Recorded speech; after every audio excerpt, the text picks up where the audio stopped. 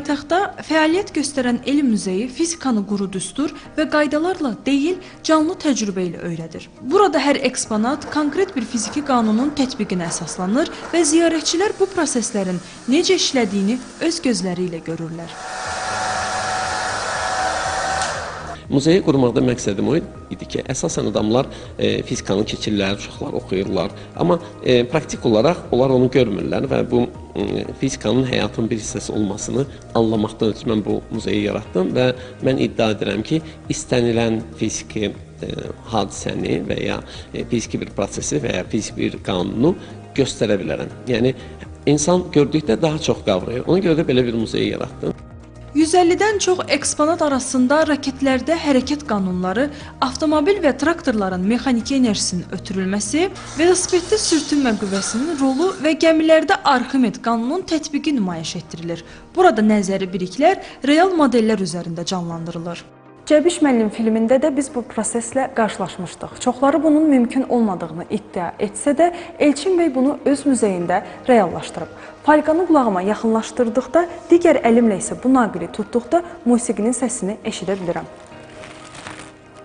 Bəzi eksponatlar isə kinolardan tanış olan, lakin realda mümkünlüyü sual altına alınan fiziki prosesləri əks etdirir.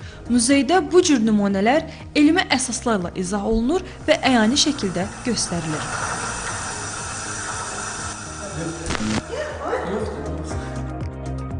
Burada hətta sadə qurğular vasitəsilə səsin dalğa şəklində yayıldığını müşahidə etmək də mümkündür. Səs dalğası maddi hissəciklərini titrəyir, yayılır və bu titrəyiş lazer şüası vasitəsilə vizual şəkildə ekrana ötürülür.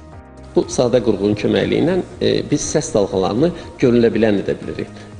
Bu çox xanımların bildiyi bir yuyucu vasitədir. Burada lazer var, bu isə adi şardır. Bura güzgü vurulub və bu lazer işığı güzgüyə düşür və güzgüdən də ekrana və burada vibrasiya verilir ekrana və biz ekranda səs dalğalarını vizualizasiya etmiş oluruq. Ey əziz anam Azərbaycan. Mən istəyərəm ki, sizə səsə aid olan təcrübələri göstərim.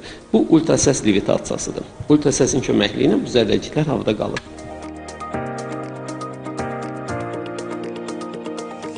Bu təcrübə akustika qanunlarına əsaslanır. Səsin tezliyi və amplitudası dəyişdikcə ekranda yaranan dalğa forması da fərqlənir. Beləliklə eşidilən səs ilk dəfə olaraq görünən formaya çevrilir. Bu isə xüsusilə məktəblilərin mövzuya marağını artırır. Fizika mənim ən sevdiyim fənlərdən biridir. Fiziki təcrübə burada görməm mənə çox xoş oldu. Bu muzeyi mən çox bəyəndim. Bu muzeydə mən müxtəlif eksponatlarla tanış oldum, müxtəlif texniki qurğularla tanış oldum, müxtəlif təcrübələrə şahid oldum. Bunlar da mənim elmə olan marağımı daha da artırdı. Fizika elminə marağım çox böyükdür, çox maraqlıdır. Ümumiyyətlə bura gələn çoxlu biliklər öyrənib gedəcəm. Elm muzeyi bir daha sübut edir ki, fizika yalnız dərslik səhifələrində qalmamalı, tətbiq olunaraq öyrədilməlidir. Gördükcə öyrənmək isə bu fənni daha asan qavramağa imkan yaradır. Əzizə Mahmudzadə, Zaur Haşimov, Telesəhər.